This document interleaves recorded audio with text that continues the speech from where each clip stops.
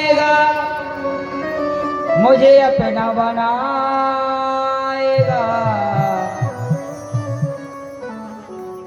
वो जाने कब आएगा, मुझे अपना बनाएगा। मेरे आंसू पोंछ कर कब गले लगाएगा। मेरे आंसू पोंछ कर मुझे गले लगाएगा। मेरे आंसू पोंछ कर कब गले लगाएगा। मेरे आंसू पोंछ कर मुझे गले लगाएगा। कब आएगा मेरा सावरिया, कब आएगा मेरा सावरिया, कब आएगा मेरा सावरिया। आप लोग भी गाइए। आएगा मेरा सावरिया। कब आएगा मेरा सावरिया, कब आएगा मेरा सावरिया, कब कब आएगा मेरा सावरिया। कब आएगा मेरा सावरिया।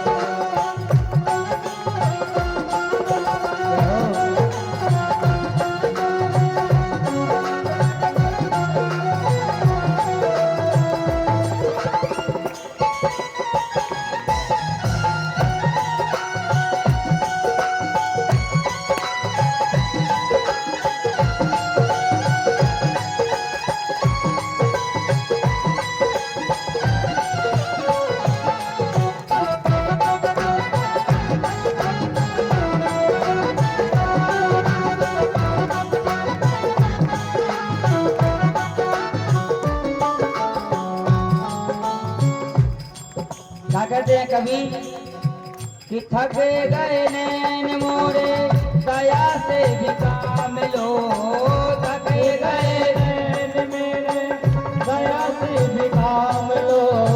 थक गए नैन मोरे रस्ते का निहार के।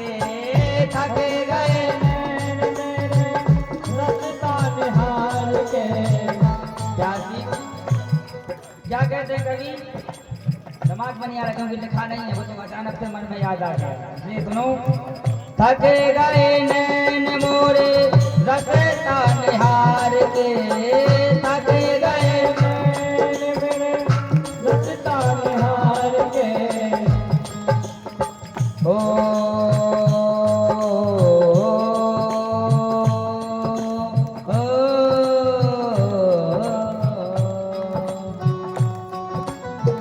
कब आओगे शाम तुम, पीर भरी है नैना तर तट थक गए, काहे लगावत दे। कब तक तड़पाएगा, कब तक यूं रुलाएगा, कब तक तड़पाएगा, कब तक यूं रुलाएगा। कब तक तड़पाएगा, कब तक यूं रुलाएगा, कब तक तड़पाएगा। कब तक यूं रुलाएगा। मेरे आंसू, मेरे आंसू, मेरे आंसू पहुँच कर कब गले लगाएगा। मेरे आंसू पहुँच कर मुझे गले लगाएगा। मेरे आंसू पहुँच कर कब गले लगाएगा। मेरे आंसू पहुँच कर कब गले लगाएगा।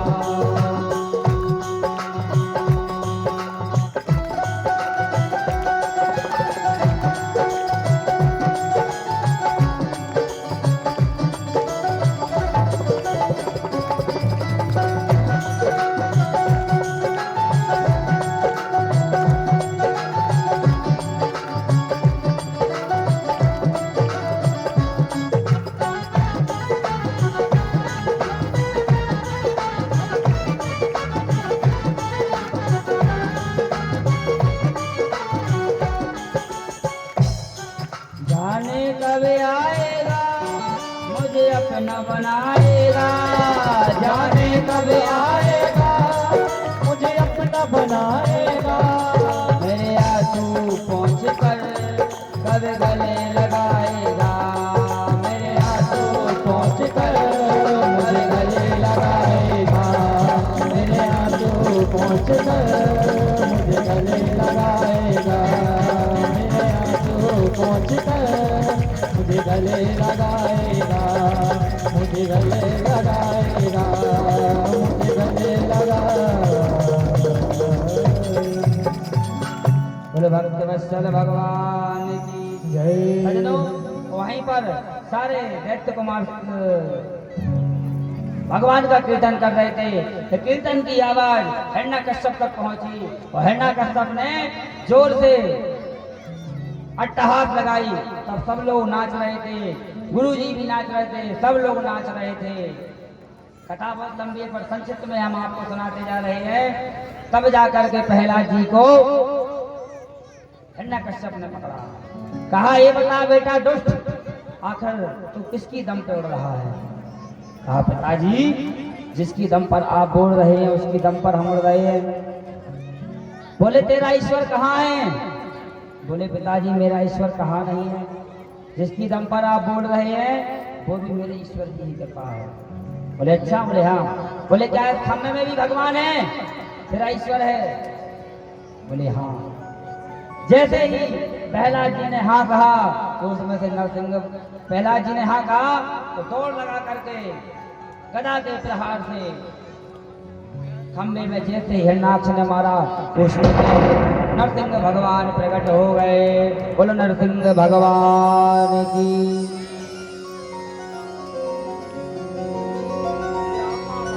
नरसिंह भगवान की लंबी लंबी दाढ़ी, सह के जैसा विकराल शरीर, आधा मनुष्य का शरीर, आधा सह के जैसा शरीर। आपने उन्हें छाया चित्रों में भगवान नरसिंह के दर्शन किए होंगे।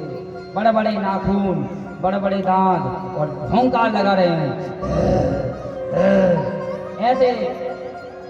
इतने गुस्सा कि लग रहा है कि सारी पृथ्वी को उलट पलट कर दो। सारे देवता घबरा गए, ये अब तो लफड़ा होने वाला है।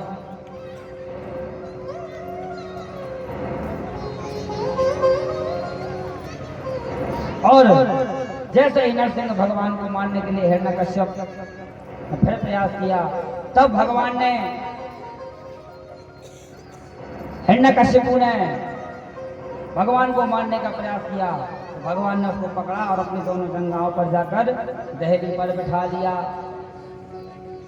दहली पर बैठा दिया तो हुआ क्या? अब वो अभिमानी आदमी, उसको पता था कि ब्रह्मा का वरदान है, वो हंसने लगा। बोले क्यों हंस रहे हो? बोले मुझे ब्रह्मा का वरदान है कि ना मैं दिन में मरूंगा ना रात में मरूंगा। नरसिंह भगवान कहने लगे कि बता ये दिन है कि रात है? बोले तो संध्या का समय है। बोले वरदान पूरा हुआ? बोले हाँ। बोले मैंने ब्रह्मा से वरदान मांगा था कि न मैं नर से मरूं ना नारायण से मरूं।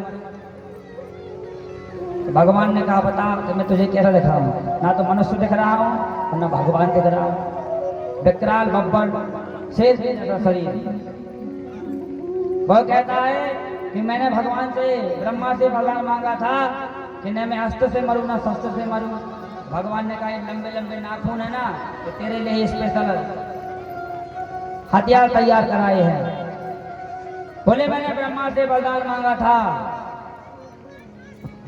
कि मैं ब्रह्मा की सृष्टि में किसी से ना मरूं। भगवान ने कहा अरे बाप रे, सच सच कहा। अरे मूर्ख, तुझे पता नहीं है कि ब्रह्मा हमें क्या बनाएगा? हमने खुद ही ब्रह्मा को बनाया है। तब वो समझ गया कि ये तो नारायण है। तब वो दौड़ने लगा। तब भगवान नारायण ने उसको अपनी जंघा पर बिठाया और नाखून दबा करके उसको पेट को चीर दिया और हिरण्यकश्यप का उद्धार हुआ। बोलो भक्त वत्सल भगवान की। और उसकी आंखें निकाल करके अपने गले में पहन ली। सजनों समय का अभाव है, ऐसी कथा आती है। लक्ष्मी जी को ब्रह्मा जी ने बुलाया कि देवी चलो, आज तो भगवान बहुत गुस्से में है, इनको मनाओ।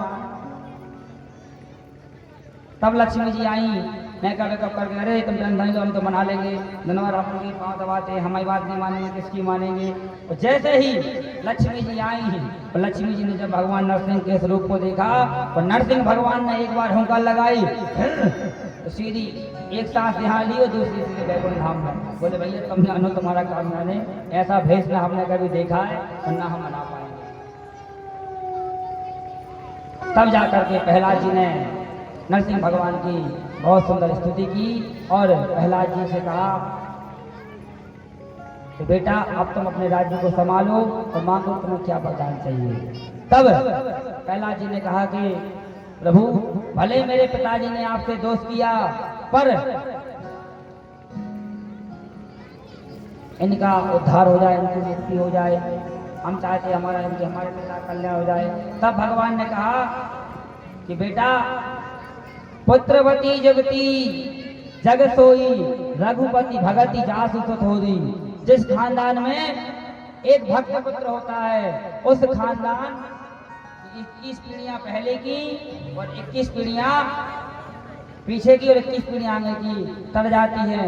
निश्चित तुम्हारे पिता को सदगति प्राप्त होगी और कल्याण होगा। तुम जाओ और जाकर के राज्य भोगो। बोलो भक्तवत्सल भगवान की जय। आगे चल करके